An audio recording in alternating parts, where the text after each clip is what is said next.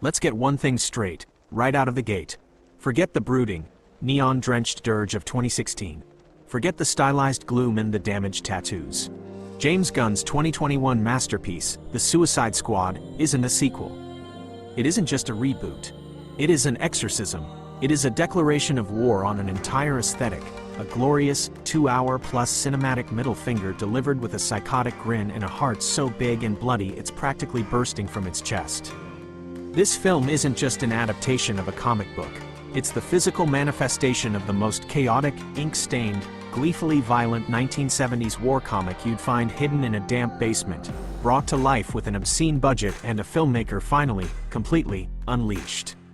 The premise, on its surface, remains the cold, hard calculus of Amanda Waller, the iciest puppet master in the DC universe, played with terrifying stillness by Viola Davis.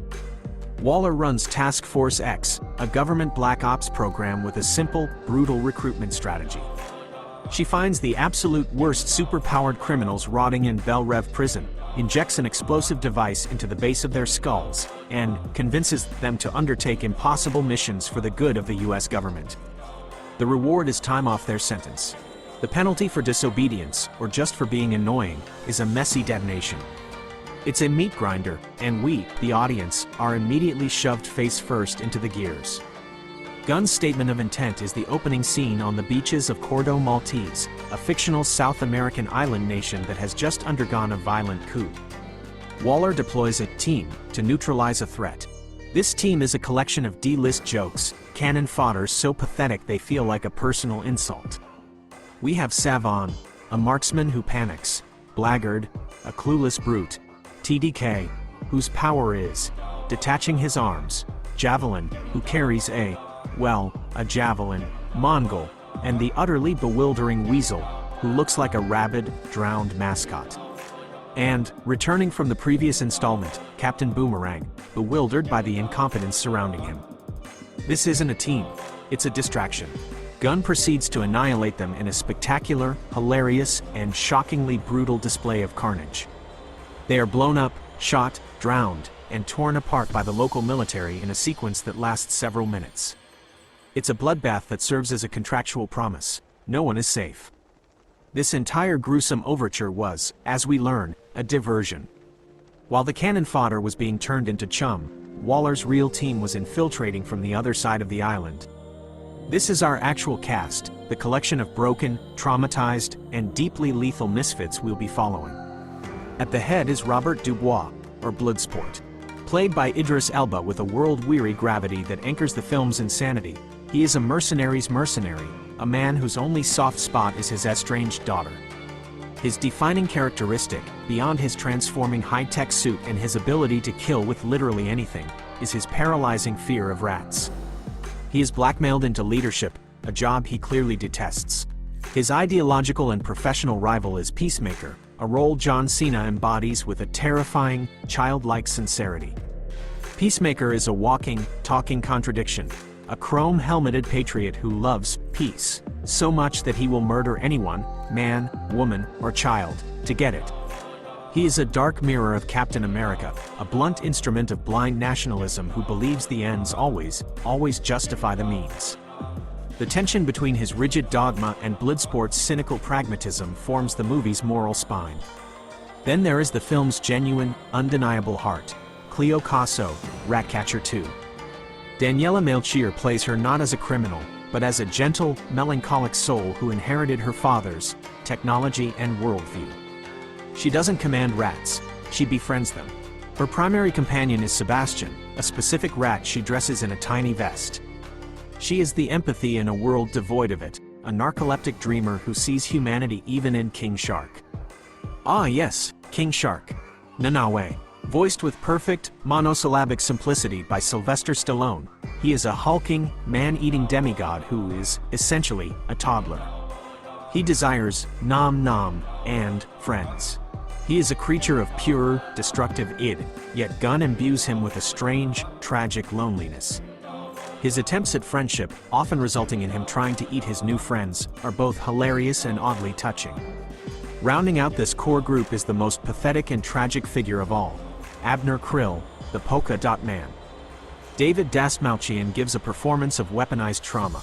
Infected by an interdimensional virus by his own mother, who desperately wanted him to be a superhero, he lives in a state of constant, agonizing pain. He must expel glowing, corrosive polka dots twice a day, or the virus will consume him. He is suicidal, terrified, and hallucinates his overbearing mother in the form of everyone he meets. He is the ultimate Gunn character, a walking punchline who conceals a universe of pain. And, of course, there is Harley Quinn. Margot Robbie returns, but this is a Harley liberated from all previous baggage. She is captured separately from the team, winds up romancing the handsome new dictator of Cordo Maltese, and then, upon realizing he's a child-murdering tyrant, assassinates him herself during a romantic interlude, all before the main team even finds her.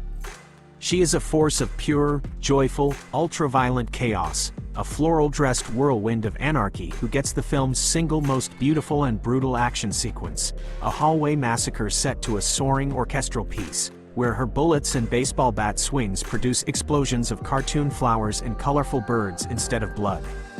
Their mission is to find Rick Flag, and the resistance fighters, locate a missing scientist known as the Thinker, and then break into a Nazi-era fortress called Jotunheim to destroy something called Project Starfish. What follows is a descent into madness. The team's dynamic is a glorious train wreck of conflicting personalities.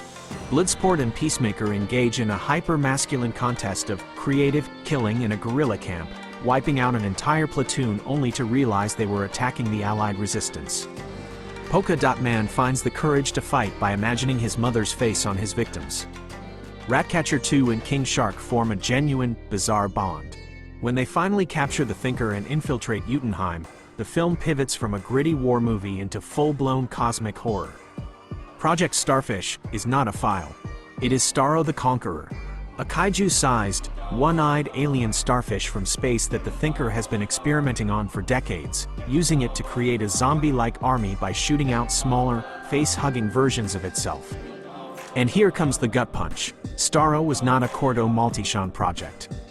It was captured by American astronauts, and the US government has been secretly funding its torture and weaponization in this black site prison for 30 years, using the local populace as disposable test subjects. This is where the film's true themes snap into focus. This isn't just about bad guys doing good things. It's a furious critique of American foreign policy, of blind patriotism, and of the disposable way powerful systems treat human life. The real villain isn't the rambling dictator. It's Amanda Waller and the system she represents. This truth becomes the catalyst for the climax. As Starro breaks free and begins its rampage across the island, Waller gives the order. The mission is complete. The US connection to the project is destroyed. Leave the island. Let Starro kill every civilian. It's not their problem, but it is a problem for Rick Flag. He has seen the evidence, the hard drive detailing America's complicity, and he intends to leak it. This is a line Peacemaker, the blind patriot, cannot allow him to cross. Peacemaker's secret, secondary mission from Waller was to ensure this very drive never saw the light of day. This leads to a brutal, desperate, and heartbreaking fight between Peacemaker and Flag. It ends with Peacemaker, in tears, stabbing Flag through the heart, whispering, "Peace," as he does it. The betrayal shatters the team. Peacemaker hunts Ratcatcher 2 for the drive. Bloodsport, seeing Flag murdered, abandons his cynicism. He chooses to save the rat-phobic man, shooting Peacemaker in the throat in a duel that is a perfect, symbolic clash of their marksmanship. The building collapses. Starro, now free, is a true monster, not just physically but emotionally. As it stomps through the city, its psychic voice cries out a single, devastatingly sad line. I was happy. Floating, staring at the stars. It is a victim, just like everyone else in this film, twisted into a weapon by human cruelty. With the drive in hand, Bloodsport has a choice. Waller, screaming into his earpiece, orders him to leave. But looking at the chaos, at the civilians being slaughtered, and at his team, Ratcatcher, Polka Dot Man, and King Shark, who are ready to fight, he makes the call. We're going to save the city, he snarls, and then, to Waller, or I'm uploading this drive. Your choice. He weapon-izes the blackmail against the blackmailer. The final battle is a spectacular, bizarre, and moving piece of action filmmaking. It's a giant starfish versus a man with polka dots, a man shark, a girl with rats, and a man with guns. It is absurd, and it is glorious. The team finds its purpose. Polka Dot Man, finally seeing his mother in the giant, stomping monster, gets his moment of heroism, shouting, "I'm a superhero," before being unceremoniously crushed. His death is both a joke and a tragedy. The victory comes from the smallest, most despised creatures. As Bloodsport and Harley punch their way into Starro's giant eye, it is Ratcatcher 2 who saves the day. Summoning every single rat in the city, she sends her army swarming over the creature, chewing it from the inside out. It's a beautiful, disgusting, and triumphant moment. The outcasts, the vermin, the forgotten, tear down the giant. The Suicide Squad is a story of profound contrasts. It is ludicrously gory but deeply sentimental. It is deeply cynical about systems but passionately earnest about individuals. James Gunn uses the visual language of a trauma B-movie to tell a story with the thematic weight of a 70s anti-war parable. It argues that even the most broken, pathetic, and expendable people can find a shred of dignity and a purpose. They may be a suicide squad, but they are also, by the end, a profoundly dysfunctional and loyal family. They are survivors who, when given the choice between saving themselves and saving others, finally choose to be heroes, not because a bomb in their head told them to, but because it was the right thing to do. And in a world run by Amanda Wallers, that is the most rebellious act of all.